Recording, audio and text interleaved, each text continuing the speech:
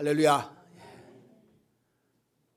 자식을 키우다 보면 속상할 때가 한두 번이겠습니까? 아마 자식을 키워보신 분은 다 똑같을 겁니다. 이래저래 일로 다양하게 서운하고 속상할 일이 있죠. 어떤 경우는 사춘기가 다가오면 치질이 말을 안 듣는 경우도 있습니다. 말을 해도 안 듣고 꼭 숙제를 하면은 모든 일을 다 하고 난 뒤 숙제를 맨 나중에 합니다. 이게 나름대로 아이들의 성향인 것 같아요. 우리 같으면 숙제부터 해놓고 편하게 놀아야 되는데 모든 일을 하다가 끝에 몰려서 어쩔 수 없이 이제 숙제를 해 가는 경우도 있죠. 여름방학 경우에 여름방학 옛날에 숙제가 있어서 여름방학 끝나기 하루 전에 이제 난리가 납니다. 하루 종일 놀면서 부모가 이렇게 말할 수 있죠. 야, 무슨 놀기만 하냐? 아니래. 자기는 생각이 있고 내가 내일 알아서 한다. 이렇게 하면 부모들이 서운하기도 하죠. 근데 여러분 그 가운데 서운한 일 가운데 이런 것도 있죠. 애가 철이 들었는지 어떤 이유에서인지 부모에게 요구를 하지 않습니다. 아빠 엄마 이거 해주세요. 저거 해주세요. 나 이거 갖고 싶어요. 저거 갖고 싶어요. 어디 가고 싶어요. 이게 보통 자녀들이지 않습니까? 그런데 얘는 웬일인지 안 해요. 그러면 이제 부모가 물을 수 있습니다. 너는 왜 아빠한테 엄마한테 해달라 사달라 말을 하지 않느냐 라고 하면 어떤 식으로는 아니 저는 괜찮아요. 필요 없어요 라고 하는 철이 든 애도 있지만 이렇게 말할 수 있는 거죠. 엄마 아빠한테 말해봤자 안 들어줄 거니까. 그럼 서운하죠. 혹 부모가 경제적으로 능력이 좀 부족하고 또 우리가 소위 말하면 배움이 부족해서 공부를 좀 더 못 가르칠 수도 있겠죠. 조언을 못 해줄 수도. 설사 그렇다 할지라도 자식은 부모에게 무엇이든지 요구할 수 있고 여쭐 수 있고 그리고 원할 수 있지 않습니까? 근데 아예 그것을 우리 부모는 아예 못하는 사람, 해줄 수 없는 사람, 안 되는 사람 이렇게 취급해버리면 부모로서 얼마나 속이 상할까, 서운할까. 근데 여러분 하나님도 마찬가지일 거라는 생각이 듭니다. 하나님이 세상을 창조하시고 인간을 땅을 살게 한 이후에 우리에게 기도란 매개체를 주시면서 말씀하시죠. 너는 무엇이든지 내게 구하라. 그리하면 내가 들으리라. 오늘 본문 시편 86편은 다윗의 시편입니다. 다윗의 시편인데 어떤 사건, 어떤 상황, 어떤 배경에서 이 시편이 기록되는지는 내용은 알 수 없습니다. 그런데 다윗이 오늘 보면 1절 5절까지는 은혜를 구하는 장면이고 시편 86편을 쭉 보면은 그의 정말 한탄과 공고함과 절박함에 비추어 볼 때 아마 적들로부터 생명의 위협을 당하는 가운데에서 아마 하나님께 기도한 내용이 아닐까라고 추론해 볼 수 있습니다. 오늘 이 내용을 여러분과 함께 기도라는 내용에 대해서 오늘 제목을 제가 여호와여 내게 응답하소서라고 제목을 잡았는데 기도라는 내용을 가지고 여러분과 함께 몇 가지 말씀을 좀 나누기를 원합니다. 첫 번째는 우리는 우리가 부를 수 있는 이름을 가졌습니다. 따라합시다. 우리는 우리가 부를 수 있는 이름을 가졌다. 뭐냐면 우리는 기도할 대상을 가졌다는 겁니다. 우리는 기도할 때 잠시 징검다리처럼 혹은 쉬어가면서 아니면 추임새처럼 이렇게 엎조립니다. 하나님, 주님, 주여, 주여, 주여. 제가 어떤 분 기도하는 걸 들었는데요. 기도의 반이 이름만 불러요. 주님, 주님, 주님, 하나님, 하나님. 이렇게 하다 기도가 다 가는 것 같아요. 이건 기도의 습관이기도 합니다. 추임새이기도 하고 혹은 기도가 생각나지 않아서 중간에 이렇게 추임새를 넣을 수도 있겠죠. 오늘 본문에 다윗의 기도를 보면 1, 2절을 이렇게 기도하고 시작하고 있습니다. 여호와여 나는 가난하고 궁핍하오니 주의 귀를 기울여 내게 응답하소서. 나는 경건하오니 내 영혼을 보존하소서. 내 주 하나님이여 주를 의지하는 종을 구원하소서. 이 기도 가운데서 나중에 3, 4, 5절도 마찬가지지만 등장하는 하나님에 대한 호칭이 있습니다. 그것은 바로 여호와라는 이름 혹은 주라는 이름 혹은 하나님이라는 이름이 등장합니다. 근데 여기에 소유격이 등장하죠. 내 주, 내 하나님 이렇게 등장합니다. 먼저 이 여호와, 우리가 정확한 명칭은 여호와가 아니고 야훼입니다. 야훼. 야훼라는 이름은 이 본문에 기록되기를, 성경에 기록되기를 I am who I am이라고 그러죠. 나는 스스로 있는 자니라. 이게 하나님의 이름입니다. 하나님 이름을 대표선으로 쓸 수 있는 것이 야훼, 여호와라는 이름이죠. 나는 스스로 있는 자. 시작도 알 수 없고 끝도 알 수 없습니다. 누가 정합니까? 하나님만이 정합니다. 어디서부터 시작된지 알 수도 없는, 이거 모든 것이 그분의 의지 안에 담겨져 있습니다. 스스로 존재하시는 분. 우리는 우리를 소개할 때 이렇게 소개할 수 있죠. 나는 누구의 자녀이고 어느 동네에서 고향이 어디고 어느 학교를 공부했고 뭐 친구들이 누구고 내 인맥이 어떻고 나는 어떤 과정을 통해서 이렇게 누구 도움을 받아서 이렇게 됐고 뭐 이런 이야기를 할 수 있습니다. 근데 하나님은 스스로 있는, I am who I am. 나는 스스로 있는 자니라. 이게 인간의 지식과 상식과 논리론 이해가 불가능한, 이 세상에서 유일하게 홀로이신 하나님, 이게 하나님 한 분입니다. 사람은 하루 12번 또 마음이 바뀌죠. 갈대처럼 휘청거립니다. 여러분, 여자만이 갈대가 아닙니다. 남자도 마음이 휘청거리죠. 단순히 기분에 따라서 그런 게 아니고요, 삶의 문제와 고통과 상황과 고민과 그런 어려움에 따라서 우리의 마음이 힘들기도 합니다. 근데 하나님은 그렇지 않습니다. 그냥 우리는 누군가에 의해서 어떤 환경에 의해서 상황을 따라서 만들어진 존재지만 하나님은 스스로 있은 분입니다. 과정이 없는 분입니다. 하루가 천년 같고 천년이 하루 같은 그런 속성을 가진 존재의 하나님. 그러니 시간에 의해서, 환경에 의해서, 사람에 의해서, 사건에 의해서 변질되지 않는 하나님입니다. 그리고 여러분, 사람을 의지하는 것은 늘 불안하지만 하나님을 의지하는 것은 불변입니다. 그 여러분, 우리가 그런 하나님께 기도를 하는 겁니다. 그런 하나님께. 사람이 요구해 놓고 이 사람이 들어줄까 말까.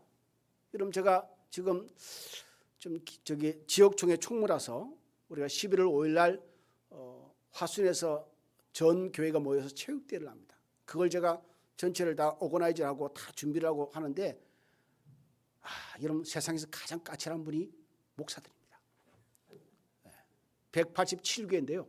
그러니까 187명의 목사를 제가 다 컨택을 해야 되는데, 제가 첫 해는 제가 다 컨택을 내다가 이러면 내가 내년에는 죽을 것 같다는 생각이 들어서 그 지방의 회장과 총무를 제가 다 불러서 맡겨버렸습니다. 당신네들 알아서 해라. 나한테 보고만 해라. 여러분, 이게 바뀌어요. 작년과 다른 게 아니고요. 지난달과 다르고요. 약속했다가도 또 막 엎어놓고요. 그래서 하나님은 그렇지 않습니다. 하나님은 그의 이름으로 한번 뱉어놓으신 말씀은 절대 불변입니다. 우리가 혹 하나님께 잘해서 아니면 잘못해서 이런 게 크게 구애받지 않습니다. 우리를 향한 하나님의 마음은 여전히 어제나 오늘이나 영원토록 통일하신 분이시죠. 이게 여호와라는 이름입니다. 그래서 그 이름을 들고 다윗이 하나님께 나아가는 겁니다. 단지 그것만 아니죠. 여호와라는 이름에는 하나님의 언약이라는 단어입니다. 카버넌트, 하나님의 언약이 이어서 따라갑니다. 하나님은 그의 약속을 줄 때에 사람에게 그의 이름을 앞에 놓고 우리에게 약속을 주십니다. 여러분, 예레미야 33장 2절에 뭐라고 우리가 기록된 것을 보냐면 하나님에 대해서 이렇게 말하고 있습니다. 이를 행하시는 여호와, 그것을 지어 성취하시는 여호와. 하나님에 대한 수식어입니다. 하나님에 대한 약속인데, 하나님이 약속하기를 그의 이름에 대해서 이를 행하시는 여호와, 그것을 성취하시는 여호와. 우리가 여호와라는 이름을 가지고 하나님께 나갑니다 하면 기도를, 그 가운데 하나님의 그 속성만이 따라오는 것이 아니라 하나님이 하신 모든 약속이 같이 불러서 리콜입니다. 다시 되불러서 우리의 기도의 자리에 가져오는 것이 여호와라는 이름의 상징적이고 가치인 줄 믿습니다. 그러니 우리가 여호와라는 이름을 부르고 하나님께 기도할 때 우리가 형식적으로 부르거나 아니면 가벼운 마음으로 불러서는 안 됩니다. 그래서 십계명에도 기록되어 있지만 여호와 이름을 망령되이 일컬어서는 안 됩니다. 장난스레 해서도 안 됩니다. 정직하고 진실된 마음. 또한 한 걸음 더 나가면 여호와 이름에 담겨있는 그의 이름의 속성과 이름에 함께 연결되어 있는 그의 약속을 믿는 믿음을 가지고 우리가 하나님의 이름을 부르시기를 주여로 축원드립니다. 두 번째는, 그럼 우리가 하나님께 기도하고 그의 이름을 우리가 가졌는데 무엇을 기도할까? 오늘 다윗의 기도를 통해서 몇 가지만 간단하게 여러분과 함께 나누기를 원합니다. 1절에 보면 다윗은 자신을 소개할 때 이렇게 말합니다. 주여 귀를 기울여 내게 응답하소서. 나는 가난하고 나는 궁핍합니다. 귀를 기울여 주시옵소서. 하나님, 이 부족한 자, 이 가난한 자, 이 궁핍한 자의 사정을 좀 관심을 가져 주시옵소서라는 뜻입니다. 2절에 보면 그 내용이 뭐냐면 하나님, 내 영혼을 보존하여 주십시오 라고 합니다. 보존하여 주시옵소서. 이런 빌립보서 4장 7절에 보면 이렇게 성경 기록하고 있습니다. 하나님의 평강이 그리스도 예수 안에서 너희 마음과 생각을 지키시리니, 여기 지킨다는 의미는 히브리어 보존의 의미와 같은 단어로 연결해서 쓰고 있는 단어입니다. 그러니까 보존한다는 단어와 신약에 와서 지킨다는 단어는 원어적으로 같은 맥락에 있는 단어입니다. 이 말의 의미는 뭐냐면 무방비 상태에 있는 하나님의 백성을 여호와의 사자가 둘러 진쳐 있는 것을 말합니다. 울타리인 거죠. 누가요? 하나님이 울타리. 이 상태가 보존입니다. 외부의 공격이, 적들이 어떤 공격을 해와도 하나님이 이렇게 보호한 상태를 하나님 나를 보존하여 주옵소서라는 뜻입니다. 여호와의 사자가 주를 경외하는 자를 둘러 진치고. 두 번째 2절을 보면 뭐라고 또한 다윗은 기도하냐면 하나님 종을 구원하소서라고 합니다. 구원한다는 말이 뭐냐면 보존하소서에서 한 걸음 더 나아간 하나님의 요청입니다. 이제 둘러 진칩니다. 둘러 진친 게 능사가 아니죠. 여호와의 사자가 주를 경외하는 자를 둘러 진치고 뭐라고요? 저희를 건지시는도다. 그 환경에서 완전히 관계없는 존재로 우리의 삶을 만들어 가시는 거죠.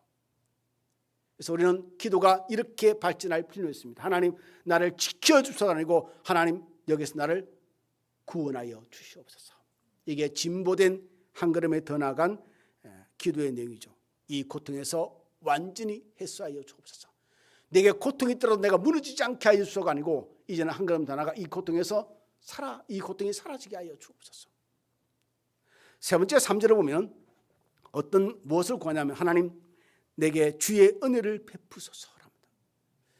은혜라는 단어는 뭐냐면 자격이 없고 부족하다고 여기는 자들에게 주어지는 하나님의 특별한 혜택입니다. 하나님의 특별한 혜택이죠. 자격이 없습니다. 하나님 보실 때 정말 형편없는데 그런데도 주어진 하나님의 특별한 혜택이 있습니다. 하나님의 자녀에게. 내가 구하지 못할 수도 있고 내가 구하지 않을 수도 있겠죠. 하나님께 죄송해서. 그 가운데 주어지는 하나님의 혜택들이 있습니다. 그것을 은혜라고 표현합니다. 은혜. 내가 하나님께 정말 방자 행할 수도 있겠죠. 죄를 행할 수 있고 하나님을 찾지 못할 수도 있겠죠. 그럼에도 부여지는 하나님의 은혜라는 게 있습니다. 조건을 보고 내게 주시는 하나님의 혜택이 아니라 조건이 없음에도 불구하고 자격이 없음에도 불구하고 주어지는 하나님만이 주시는 하나님만이 주실 수 있는 특별한 혜택인 것이죠. 그 은혜를 다윗은 구하고 있습니다. 그러니 여러분 이것도 하나님께 구하시기를 주여으로 축원드립니다. 하나님 보실 때 하나님 내가 부족할 수도 있고 연약할 수도 있고 자기 없을 수도 있지만 하나님 그래도 하나님 은혜를 내게 주시옵소서. 이거는 우리가 구할 수 있는 부분입니다. 네 번째 4절에 다윗이 구하는 또 한 가지 더 부분이 있습니다. 그것은 바로 하나님 내 영혼을 기쁘게 하소서라고 했습니다. 한 가지 진리를 말씀드리면 하나님은 정말 그 간절한 마음 가운데 담겨 있는 게 하나가 뭐냐면 우리에게 기쁨을 주고 싶어 하십니다. 기쁨을 주고 싶어 하십니다. 그래서 우리가 역설적으로 말하면 우리는 하나님께 기쁨을 구할 권리가 있습니다. 기쁨을 구할 권리가 있습니다. 여러분 기쁨이라는 것은 뭐냐면은 우리의 삶의 과정이 아니라 결론에 주어지는 것이 사실은 기쁨입니다. 우리의 과정의 결과로 하나님 우리에게 기쁨을 주시는 것이죠. 하나님 내게 기쁨을 주시옵소서라는 것은 결국 이 모든 여정은 지나갈 것이고 마지막에 하나님 나를 기쁘게 하여 주옵소서. 서로 내 삶의 과정이 남들이 보기에 혹은 내가 느끼기에 서글플 수도 있고 척박할 수도 있고 힘에 겨울 수 있지만 하나님 결국은 우리가 기뻐할 줄 믿습니다. 이게 다윗이 구하는 하나님께 향한 기도입니다. 기도입니다. 그것이 여러분 내 자신이든지 내 자녀이든지 내 부모이든지 형제이든지 내 상황이든지 그 무엇이든지 우리가 하나님께 구할 수 있는 결과에 대한 몫인 것이죠. 이런 결과는 하나님의 몫입니다. 하나님, 그러니 하나님 내게 기쁨을 주시옵소서 라고 기도할 수 있는 것은 우리의 권리인 것이죠. 그러니 여러분, 우리는 매일매일 삶 가운데 하나님을 굳게 붙잡고 끊임없이 인내하고 의지하며 하나님만을 바라보는 삶이 필요합니다. 끝내 우리에게 기쁨을 주실 하나님이시니까. 그래서 여러분, 한 가지를 요구할 수 있습니다. 제가 이런 말씀을 드리고 싶습니다. 그러니 여러분의 모든 삶 가운데 쉬지 않고 기도하는 법을 좀 배우라. 무슨 말이냐면은, 그러니 우리의 삶에 어떤 종류의 환경과 사건이든지 그것을 기도의 재료로 좀 삼을 줄 알라. 그것이 나를 불편하게 하든지 아프게 하든지 눈물 흘리게 하든지 고통스럽게 만드는 이 모든 것들이 하나님께 올려지는 기도의 재료가 되기를 원한다. 왜냐하면 결국 하나님 우리를 기쁘게 하실 것이기 때문에. 그러니 그렇게 하려면 뭐냐면 내 모든 삶 속에서 쉬지 않고 기도하는 습관을 우리가 기를 필요가 있겠다. 우리가 특정한 사건과 사물과 상황을 가지고 하나님 옛다 이거 보십시오 라가 아니라 우리의 삶의 모든 상황을 우리의 기도의 재료로 삼아서 하나님께 올려드리는 삶이 우리에겐 정말 필요하다. 그래서 우리를 보존하시고 우리를 구원하시고 우리를 은혜를 베푸시고 우리에게 기쁨을 주신 하나님 은혜를 경험하는 저와 여러분 되기를 주님으로 축원드립니다. 마지막 말씀은 기도가 응답되는 조건입니다. 조건. 그럼 어떤 마음이 우리에게 필요할까? 하나님께 응답되는 조건이 뭘까? 우리의 기도가. 1절에서 다윗은 자신의 상태를 뭐라고 표현하죠, 여러분? 1절에 여호와여 나는 가난하고 궁핍합니다 라고 합니다. 첫 번째 조건입니다. 첫 번째 조건은 자신의 궁핍함을 깨닫는 겁니다. 자신의 궁핍함을 깨닫는 것. 여러분, 하나님의 복이 필요 없다고 생각하는 자가 하나님의 복을 받을 수는 없습니다. 하나님의 은혜가 필요하지 않다고 생각하는 사람이 은혜를 받을 수는 없습니다. 하나님, 내게는 하나님의 복이 필요합니다. 하나님의 은혜가 필요합니다. 하나님, 내게는 주의 용서가 필요합니다. 여러분, 이것이 필요 없다고 느끼는 자가 받을 도리는 없습니다. 죄의식이 없고 자신이 죄라는 것을 느끼지 못하고 하나님 잘못했음을 느끼지 못하는데 하나님의 용서를 받을 수는 없습니다. 회개가 있어야 용서가 따라오는 것이죠. 용서를 빌어야 용서가 얻어지는 것입니다. 그리고 우리의 삶에도 궁핍함을 깨달아야 그 궁핍함이 채워지는 하나님의 은혜를 경험하는 겁니다. 계시록 말씀처럼 우리가 필요한 게 뭐냐면 우리 속에 공고하고 가련하고 정말 가난하고 눈물 없고 벌거벗은 것을 인지할 필요가 있는 것이죠. 어떤 부분에서 내가 공고하고 어떤 부분에서 내가 가련하고 어떤 부분에서 가난하고 어떤 부분에서 내가 눈이 멀었고 어떤 부분에서 벌거벗은 존재인지를 느낄 수 있어야 된다. 그래야 하나님이 나에게 옷을 입혀주시고 눈을 뜨게 만들어주시고 충족하게 채워주시고 회복의 은혜가 있고, 우리가 만약 궁핍함을 진실로 깨닫는다면 그 궁핍은 우리를 하나님의 이름을 부르게 만들 줄 믿습니다. 두 번째 응답의 조건은 뭐냐면 경건과 의지입니다. 경건함과 하나님을 의지함이죠. 2절에 기록되기를 이렇게 기록되어 있습니다. 나는 경건하오니, 다윗의 고백이죠. 나는 경건하오니 내 영혼을 보존하소서. 내 주 하나님이여 주를 의지하는 종을 구원하소서. 나는 경건하오리라는 말을 우리가 잘못 해석하면 이렇게 해석할 수 있습니다. 하나님, 나 경건하지 않습니까? 나 하나님 백성이지 않습니까? 하나님, 내가 하나님 위해서 이렇게 살았지 않습니까? 그러니 보상해 주십시오 라고 착각할 수 있습니다. 그런 의미가 아닙니다. 여러분, 요한일서 4장 19절에 뭐라고 되어 있죠? 여러분, 하나님, 우리가 하나님을 사랑합니다. 하나님을 사랑하는 이유는 딱 한 가지입니다. 그것은 바로 하나님 나를 먼저 사랑하시기 때문입니다 라고 고백합니다. 그게 자연스러움이라는 거죠. 하나님이 나를 사랑하시기 때문에 그 사랑에 대한 리액션이 뭐냐면 하나님에 대한 사랑입니다. 내가 대단한 존재에서 대단히 거룩한 존재에서 이런 반응을 보이는 것이 아니라 하나님 내게 사랑을 부어주니까 절로 내 마음에 하나님의 사랑에 대한 액션이 내가 나오는 겁니다. 그래서 내가 경건하오니 하나님을 의지하오니 이런 것은 내가 대단한 신앙이라서 그런 게 아니고 다윗이 하나님, 내가 하나님의 이름을 압니다. 하나님의 이름을 압니다. 그 이름이 우리에게 어떤 존재인지를 압니다. 그러니 내가 하나님을 바라볼 수밖에 없습니다. 이 고백입니다. 이게 나는 경건한 우리의 표시입니다. 그러니 이어서 나오는 말은 뭐죠? 내가 하나님을 알고 하나님 이름도 알고 어떤 분인지도 알고, 그러니 내가 하나님을 찾을 수밖에 없지 않습니까? 하나님만 바라볼 수밖에 없지 않습니까?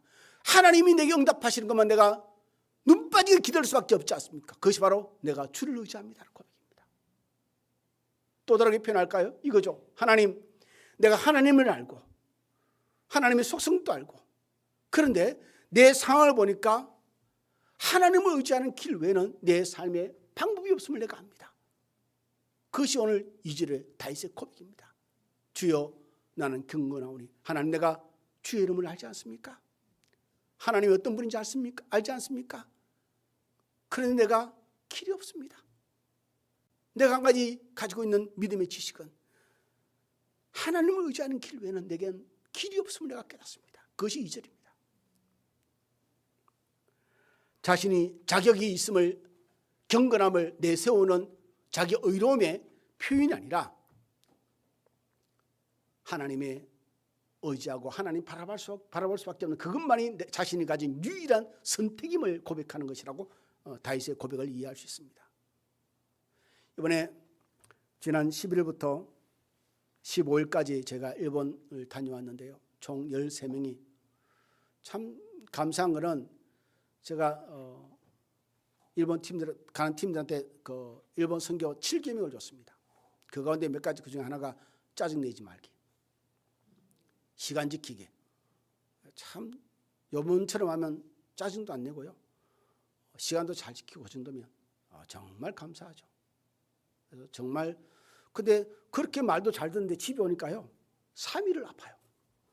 누가 밤새 누가 두들겨 팼는지, CCTV를 집에 달아놔야 되는지 온몸이 막 아파요. 새벽에 오는데 어거저 걷는 것 같아요. 온몸이 누가 막 이게 뭐랄까, 이런 뭐 멍이든 것처럼 느낌이, 몸이 얼마나 아픈지. 근데 우리가 그 전에 많은 일들이 좀 있었습니다. 그러니까 멤버분들이 좀 빠지기도 하고 못 갈 상황이 되기도 하고, 저도 못 갈 상황이 됐습니다. 가기 딱 5일 전에 6일 날이죠. 10월 6일 날 예배를 드리고 집에 와서 초저녁부터 제가 아프기 시작했습니다. 느껴보지 못한 고통입니다.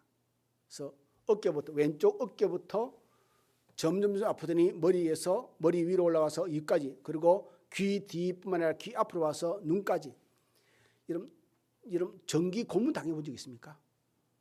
누가 전기 고문, 아마 전기 고문을 당하면 그러지 않을까. 찌릿찌릿하는, 여러분 신경 치료할 때 신경을 건드리면, 옛날 제가 연골 수술할 때 연골 신경을 건드리더라고요.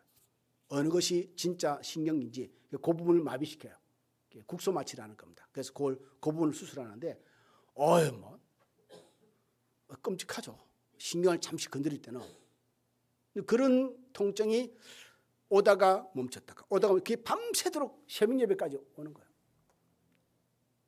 처음에는 목 뒤만 아팠습니다. 그러니 귀 뒤로 쭉 가다가 갑자기 귀 앞으로 와서 왼쪽 눈을 주위를 맴돌다가 그다음에 머리 위에까지 올라가요. 이 만지면 아파, 통증이 심해요. 전기가 오는 것처럼, 아니면 여러분 신경을 건드리는 것처럼. 그래서 새벽에 가서 고민이 되었습니다.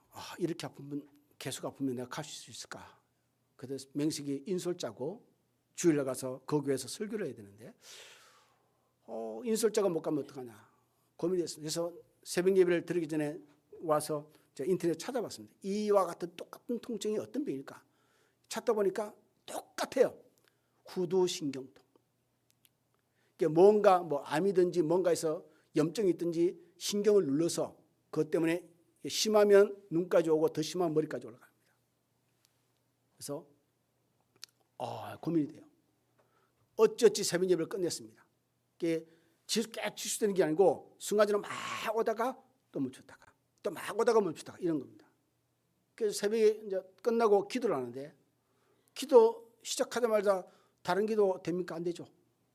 하나님 이거 안 됩니다. 하나님 이러시면 안 됩니다. 그래서 기도하기 시작해요. 하나님 치유해달라고 기도를 막 하고, 나중에 이제 다른 기도를 마쳐 기도를 끝내고 이제 집으로 왔습니다. 밤새 잠을 못 자니까 2시간 잠을 자고 월요일 날 제가 운동을 가니까, 그래서 제가 운동을 가서 해주는 우리 선생님이 재활 담당이신 분인데 제가 재활을 좀 해야 되니까 그분이 제가 사정을 말씀드렸습니다. 밤새 아팠다. 여기부터 여기까지. 그래서 목사님 계속 아프면 병원 가셔야 될 것 같다고 저기 만져주시는 거예요. 만져주고 난 뒤에 그분이 그런 말씀했어요. 어떻게 좀 통증이 가시냐고. 그러니까 통증이 없어요.